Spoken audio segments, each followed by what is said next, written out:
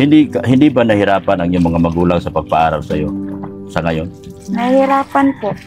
Dahil Gawa po ng sa ang dami po naming nag-aaral at iisa lang po sa amin yung nakakapagsustento. Si Papa lang po.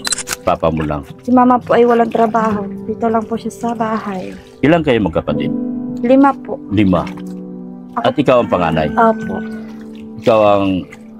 So magiging breadwinner ka kapag pagtapos ka ng pag-aaral. Kaya po gusto kong makapagtapos para tularin po ako ng mga maliliit kong kapatid.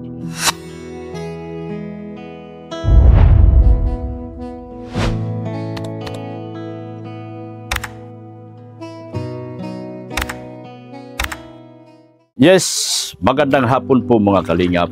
Magandang hapon po sa ating lahat.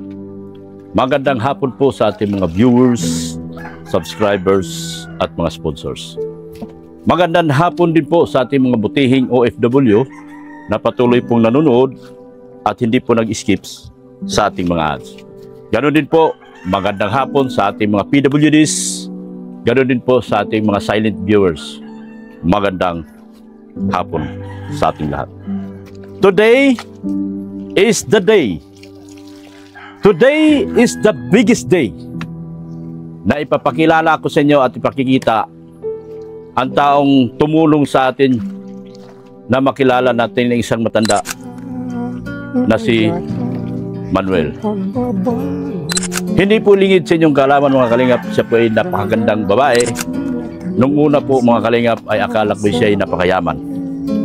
Akala po sa kanyang hitsura siya po ay nakatira sa napakaganda at napakagarang bahay. Pero di ko sukat akalain mga kalingap na sa kabila ng kanyang kabutihan at kagandahan ng loob, sa kanyang pagtulong sa atin na makakuha tayo ng scout, siya din pala mga kalingap ay nakatira sa isang bahay na barong-barong. Gusto kong ipakilala sa inyo, ipakita sa inyo mga kalingap kung gaano kahirap ang kalagayan niya. Kangahanga ang magiging kwento niya sa hapon na ito mga kalingap at ipakilala ko po sa inyo si Jovelyn. Siya po yung babaeng napakaganda na nagturo at tinulungan tayo na makilala si Mang Manuel. Sa hapon na ito, samahan niyo ako at kakausapin natin at ipakikilala ko sa inyo mga kalingap ang babaeng ito na napakabuti, napakasipag, pero nakakagulat at kahanga-hanga. Dahil sa kabila ng kanyang kagandahan, meron pala siyang nakatagong istorya na nakakaawa at nakakaiyak sa kanyang buhay. Samahan niyo ako mga kalingap sa hapon na ito at tuklasin natin at alamin natin ang totoong kwento sa buhay ni Miss Jovelyn. Tara mga kalingap, samahan niyo po ako. Siya po si Jovelyn mga kalingap. Yung ating tinulungan, yung ating nakilala at nagpakilala kay Mang Manuel. Jovelyn, ipakilala mo ang iyong sarili. Ikaw ay si? Ako po ay si Jovelyn M. Caballes. Nagulat ako na akala ko nung una nung makilala kita at nakita kita, akala ko napakayaman mo. Hindi po. Akala ko ikaw ay anak ng isang prominenteng tao dito nakatira sa Mayragay. Hindi ko akalain na ano nga palang pakiramdam mo na nakatulong ka sa mga katulad ni Mang Manuel na isang bulag? Maganda po at nakakatulong po ako sa mga tao na gaya po ni Lolo Manuel na kailangan po niya ng pera at mga pabili, lalo na po at siya po ay may isang kapansanan. Maganda po sa kalooban kung nakakatulong tayo sa kapwa nating tao. Kahit po di tayo ganun kayaman, makakatulong din po tayo sa pamamagitan po ng ituro natin siya sa mga kaya po ninyong mga vlogger. Para po merong makatulong po sa kanya. Naging proud ka ba doon sa nakita mong video doon sa pagtulong mo na sa isang matandang bulag? Opo. Anong nakikilala ka ba ng iyong mga kaklase, mga kasamahan at mga kaibigan? Opo. Anong sabi nila sa iyo? Oh, ikaw na pala si Marian. Hindi ka na po si Jovelyn. Ikaw daw si Marian. Oh. So, kilala mo si Marian? Nakita mo na ba minsan si Marian? Hindi po. Si Marian ay kamukhang kamukha mo. Yung isang tinutulungan ni Kalingap Rob na Kalingap Angel. Si Marian din ay nag-aaral din nasa kolehiyo na rin ngayon, nasa third year college na yata ngayon. At nagsisikap din at tinulungan din. Pero ang kaibahan mo kay Marian, halos pareho lang naman ang naging kwento nyo. Ang kaibahan mo kay Marian, si Marian ay taga Cam Norte, ikaw ay taga Camarines Sur. At hindi ko akalain na nasa kabila ng iyong kagandahan, ay meron ka palang tinatagong napakabuting puso sa iyong puso. Ano bang pinagkabalahan ni Jubilin ngayon? Wala po, pag-aaral lang po. Ikaw ay nag-aaral. Apo. Ikaw ay ano ka na ngayon? Going 4th year po ngayong year. 4th year ka na itong pasukan na ito. Apo. So, sa nakikita ko, hindi naman sa panghihimasok sa buhay ninyo, Jubilin. Sa nakikita ko kasi, yung bahay nyo, kalagayan ng bahay nyo, hindi ko sukat akalain na nakapag-aral ka ng kolehiyo. Tiyaga lang po talaga. Kung gusto pong makatapos ng isang tao, kailangan po magtiyaga para makatapos po kahit kaano kahirap. Nagtsatsaga. Opo. Ano Kailangan bang po trabaho ng iyong mga magulang? Si Papa po ay construction lang po. Extra po sa pag may naghahanap ng matatrabahuhan. Si Papa mo isang construction lang pero nilalang mo lang. Hindi mo ba alam na ang mga construction ng isang bayani? Kung wala sila sa mundong ito at wala sila sa larangan na ito sa paggagawa ng mga bahay, ay wala tayong magandang bahay. Ikaw ay nasa 4th year na ngayon. At nag-enroll ka na ba para sa iyong pagpasukan? Sa ngayong pasukan na ito? Hindi pa po. Ngayon pa lang pong 16. 16 pa. Opo. Ikaw ba ay makapag-aral? Opo. Makapag-aral pa ba? Ha? Opo. Makapag-aral. Kasi, saan ka ba nag-aaral nga pala? Siya nga pala, hindi alam ng ating mga viewers kung ikaw ay anong school ikaw nag-aaral? PUP po. Branch po ng Ragay. Polytechnic University of the Philippines. Wow, pare. Public lang naman Public, hindi nila lang ang matatalino lang ang nakakapasok sa PUP. Ha? Matatalino. Hindi mo alam, ang PUP ay isa sa pinaka state colleges sa Manila. University yan eh.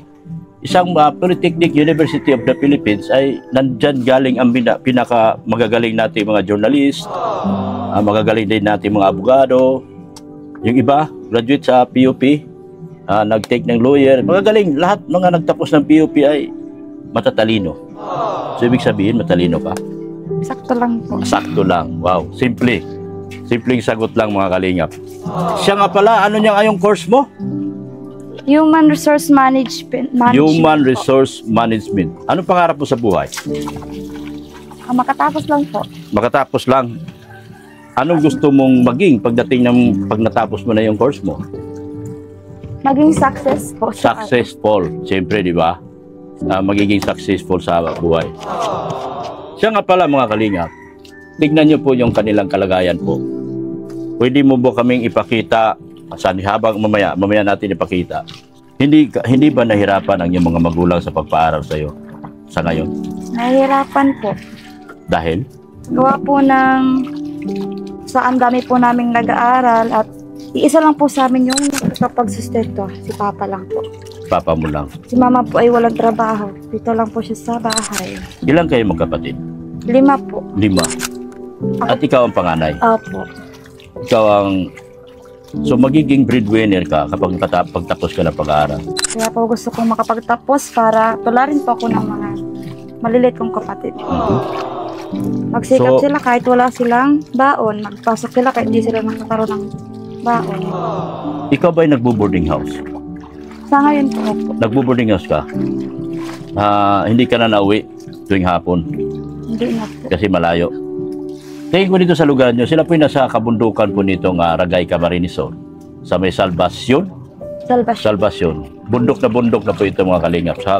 Sa katunayan po, kakatapos lang daw po ang isang malagim na pangyayari dito sa inyo. May nakapagsabi sa akin na meron daw malagim na nangyari dito sa inyo. 2 buwan na nakalipas. Encounter. Tama. Dito kami sa kabundukan po. Pero hindi naman ako, hindi sa ibig sabihin, dahil sa merong nangyaring ganun dito sa lugar na ito, tayo po'y matatakot na po mga kalingap. Kasi ang amin pong sadya talaga ay pag-charity, pagtulong sa ating mga kababayan na kapos at hilahod sa buhay. So hindi po namin alintana lahat ng kung ano mang meron. Sana maintindihan kami ng ating mga kababayan dito sa aming mga ginagawa na pagtulong din po. Dahil ito naman hindi naman pangmasa din naman talaga itong aming ginagawa na pag-charity. Ikwento mo kung gaano ba kahirap ang buhay nyo sa ganitong kalagayan nyo. Meron po akong isang kapatid na special po siya. Inborn po siyang hindi nakakarinig at nakakaiwan. Tapos po, nag-ano po kami, meron kaming mga malaking pagsubok nung last month lang po. Gawa po nung na-hospital po siya ng matagal, gawa po nang hindi po siya nakakakain. Tapos po, dinala po siya sa ospital ng matagal, halos po kalahating buwan. Kalahating buwan. Tapos doon po, nahirapan kami magkuha ng financial kung paano kami makabayad sa ospital. Naglapit po kami sa sa bayan po sa sa barangay namin kung paano makakakuha ng dagdag pambayad po sa ospital para po makalabas. Nagamit din naman po namin ang PhilHealth ni Papa. So ayun po, salamat po sa Diyos at wala po kami binayad. Na-covered po siya ng PhilHealth. So meron kang kapatid na special ngayon? Opo. Na isa din po sa nagpapahirap sa inyong buhay niya ngayon. Dahil alagain siya. At kailangan siyang alagaan talaga at hindi siya maiwan-iwan. Kaya siguro yun isa naging dahilan ba na ang mama mo hindi na nakapagtrabaho din sa pag-aalaga sa kanya. Opo. Tutok na po sa kanya. Nakatutok. So napakahirap. Gaano ba kahirap ang buhay ng ganito kahirap talaga ang buhay? Ikwento mo nga sa amin at para malalaman ng ating mga minamahal na viewers, kayo ay dumadaan talaga sa napakatinding pagsubok sa panahon na ito. Lahat kami, mga viewers mo at si Dr. Love ay magikinig sa lahat ng mga pagsubok na pinagdaanan niyo sa buhay. Sa lahat, yun lang po yung pinakang super hirap na pagsubok na daanan natin. Kasi po, gaya po yung kapatid ko pong sunod sa akin, hindi po siya nakapag-aral, hindi po siya naka-enroll, gawa po lagi po siyang hanap nung nagkasakit ko pong kapatid.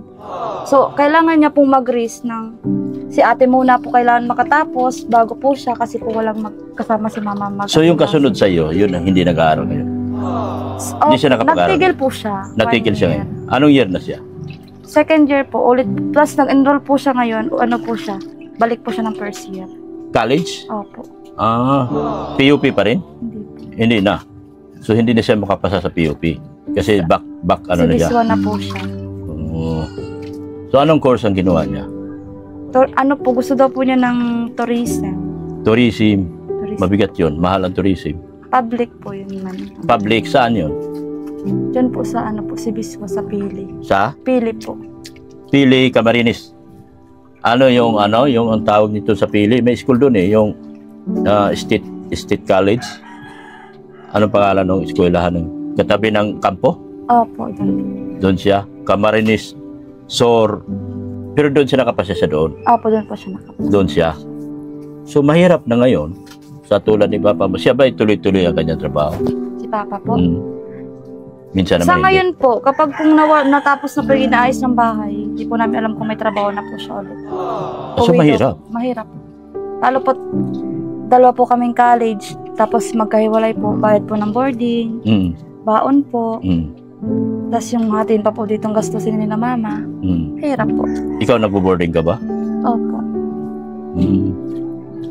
Minsan po nangungutang lang po si mama sa microfinance, pambayad ng boarding, ng baon.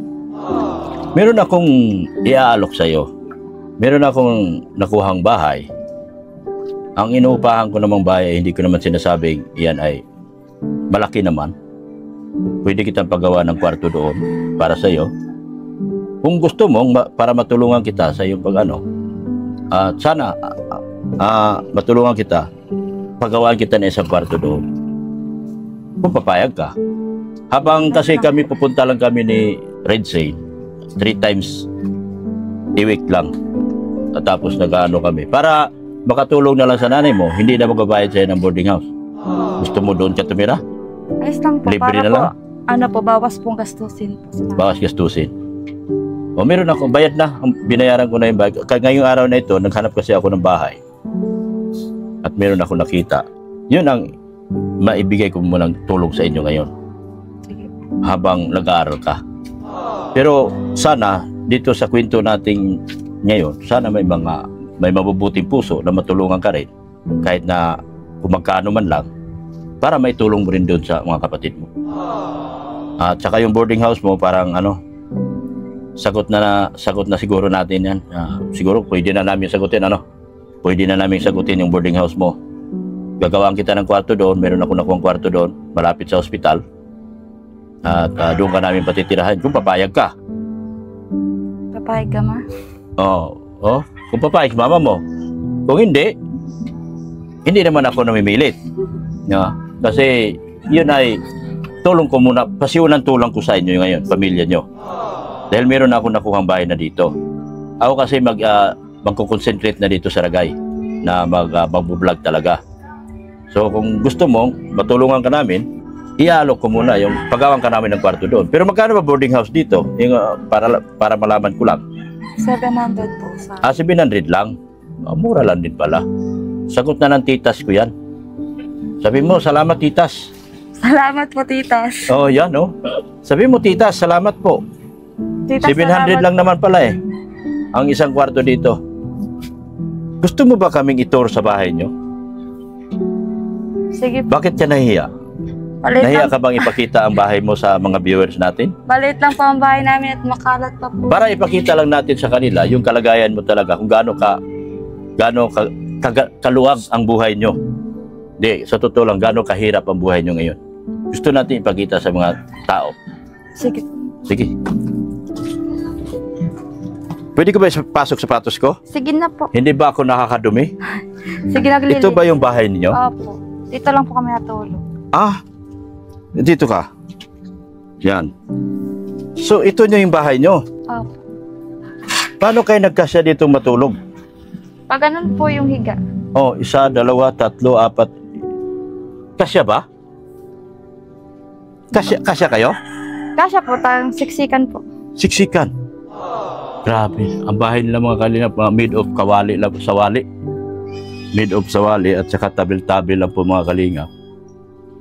So, siguro dahil sa... Sa likod po eh. Ha? Hindi pa po tapos ayos. Hindi pa tapos. Wala pa pong pangpaayos. Ganito po kaya. Ganito, ang dami lang Tapos dito po kami nagluluto. Saan kayo nagluluto? Dito po. Grabe ang sikip ng bahay nila mga kalingap. Sige nga. Uy. Wala kayong kalan. Ito Dito lang ka? po, ganito lang. Wala. Yan ang kalan nyo. Opo. Diyan kayo nagsasaing? Uy, grabe. Uling ang ginagamit nila. Ang Minsan kanilang po- bahay po mga kalingap, nananawagan po ako ng pansin, baka mamaya magustuhan ni Kalingap Rab ito. Dahil talagang kawawa talaga. Ganito yung kalagayan nila.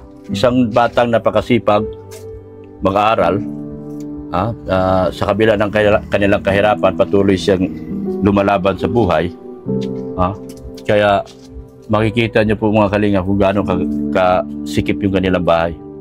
Siya po ay si Jubilin, yung ating Kalingap Angel dito sa Camarines Sur, na karapat-dapat din po dapat talaga siyang tulungan mga kalingap.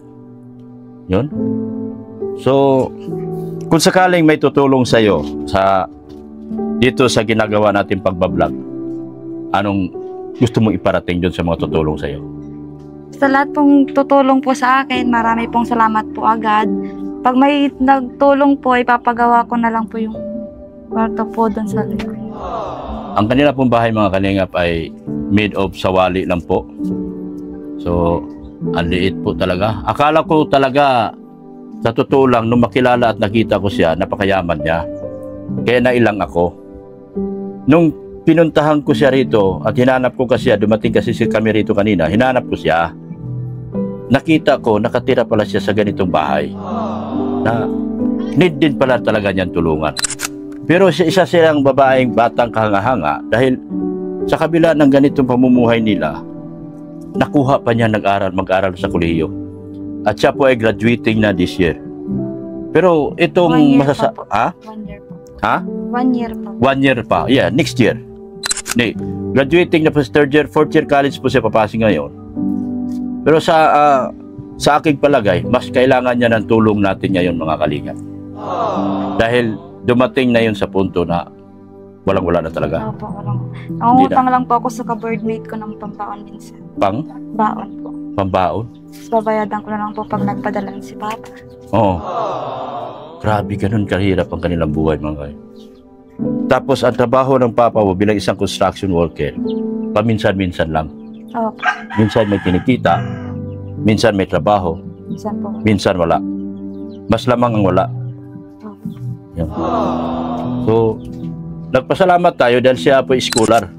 PUP scholar po. Philippine Polytechnic University of the Philippines. Napakalaking eskwelahan po nito sa Maynila.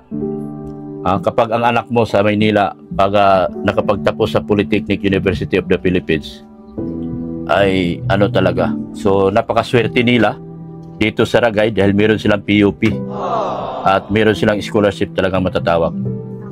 One Ball University. Nag-aaral ako sa One Ball University. Alam mo yon? Ano yon sa Itbulaga nung araw? Yung kay Tito Soto, yun po aming founder. One Ball University sa mga komedyon. Ako po ay walang tinapos.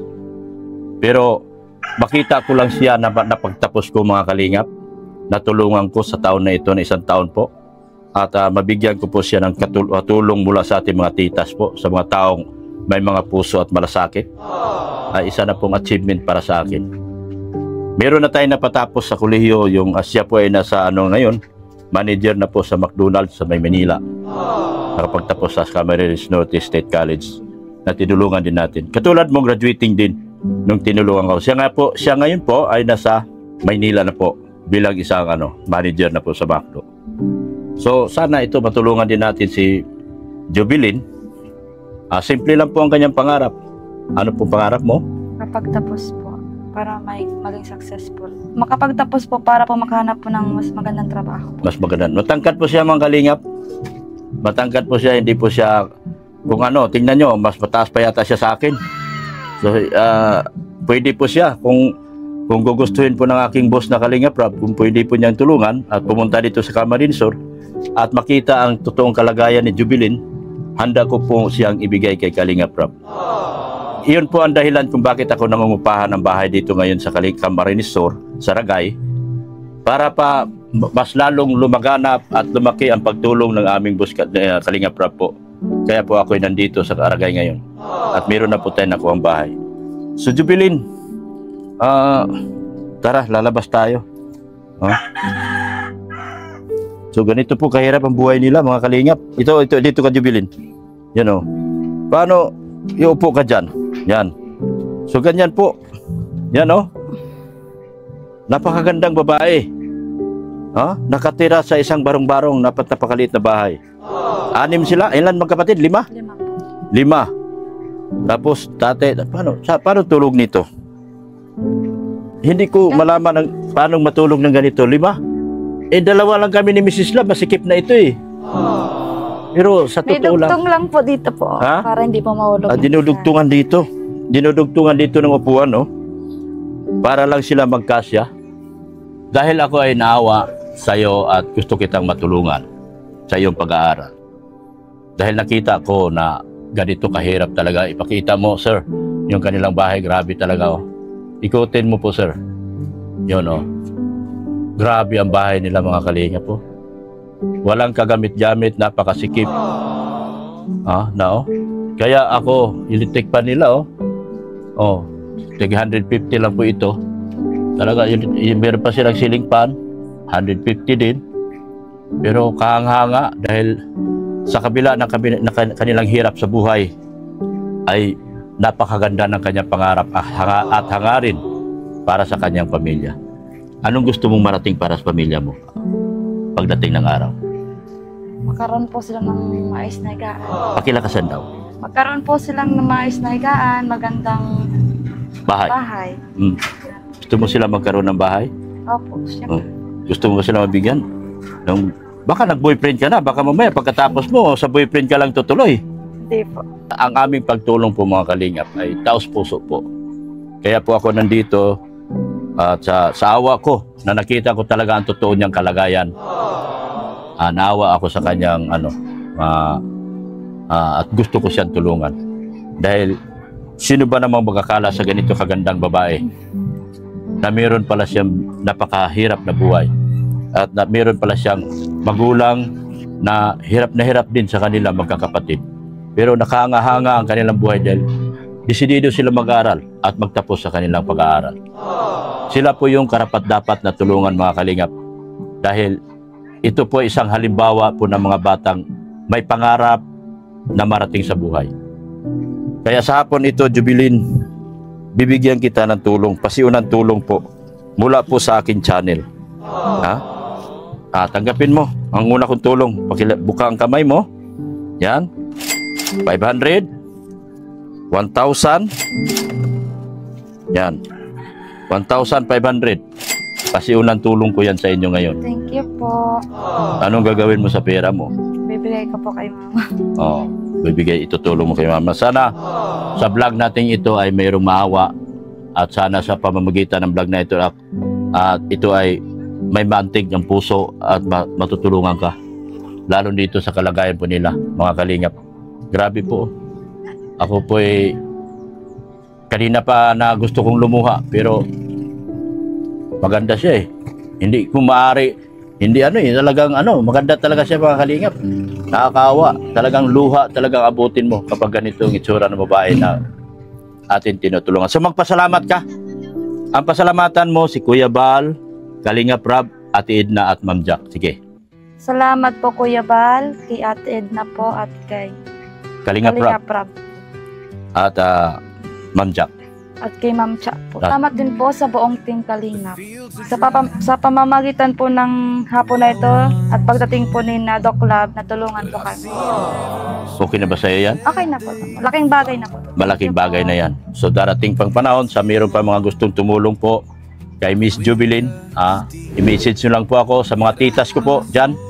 Mga aunties, mga titas, sana po matulungan po ito napakagandang bata na ito na may malaking pangarap po sa kanyang buhay. Ako po ay nagpasalamat po kay Kuya Bal Santos Matubang, Ate Edna Vlogs, kay Kalingap Rab, kay Ma'am Jack Tapia Matubang. Suportahan po natin yung aking mga kasamahan dito sa Ragay, si Redsin Vlogs, si Gilo Mags TV, ganun din po ang aking mga marites, si Sikmaya, si Jimia at si Zane Official. Sila po yung mga kasama ko rito sa Ragay at dito na po magbe-base na kami rito. Ang aming pagtulong po ay makakarating na sa lugar na ito, sa buong Ragay at sa karatig bayan pa nito. So maraming salamat po sa aking mga sponsors po. Thank you so much po sa inyo, Sir Leo D, Manay Liz, Sir Leo D, Ma'am Annalyn Rolinson, Tita Deans, Ma'am Imelda Ganer, lahat po ng Solid EDC, Solid Ilocano, Solid EDC. Thank you so much po. Sa lahat po ng mga Ma'am Rexy, Sir Lito from G Groups, sa lahat po ng gusto magtulong po, sa mga silent viewers po, sana po makakarating po sa inyo ang nakakaawang kalagayan po ni Jubilin. Sa kabila ng kanyang kagandahan, mga kalingap, hindi ko po alam at di ko akalain na meron pa siya pala ay nakatira sa napakaliit na barong-barong na bahay na ito. So maraming salamat po sa inyong lahat. Sa lahat ng mga GC po ng Solid EDC community, ako po ay nagpapasalamat sa lahat po. Jomcar, Mick Chris, lahat po. Sa lahat po, mga sponsors po, sana po mabigyan po natin siya ng tulong. At mapagtapos man lang natin para maibsan man lang ang isipin ng kanyang mga magulang sa kanyang pag-aaral. Malaking bagay na po para sa kanya yan. Kunting pabaon, kunting paggastos. At mayroon pa po siyang kapatid na nag-aaral din po ngayon. Nandoon po sa isang, sa may pili po, Camarines Sur, sa isa pong State College sa Camarines Sur. Malayo-layo din po yon. Mag-boarding house din po. So maraming salamat din po sa ating lahat. Sa mga kasamahan ko po, sa BSM Kalingap Boys, sa BSM Boys, support natin sila. Sa Key Boys at mga Hagibis Boys, supportahan din po natin sila. Lalo na po yung mga maliliit na puwan dyan. Sana po mabigyan natin sila ng tulong. Panoorin po ang kanilang mga live stream at mga videos. Hanggang dito na lang po ako. Bye-bye na po, Jubilin. Thank you so much. Thank you po. Sana gabayan ka ng ating Panginoon. At sana sa pamagitan ng vlog natin ito ay mayroon tayong magising ng mga mabubuting puso at matulungan ka. Thank you so much po sa ating lahat. Support natin yung aking anak, Rin Andina, Pulubing Milyonaryo, Erika Alphonse. Nagpapaalam na po kami. Thank you so much po sa lahat. Jesus loves you. Bye-bye na po mga kalingap. Bye-bye na po.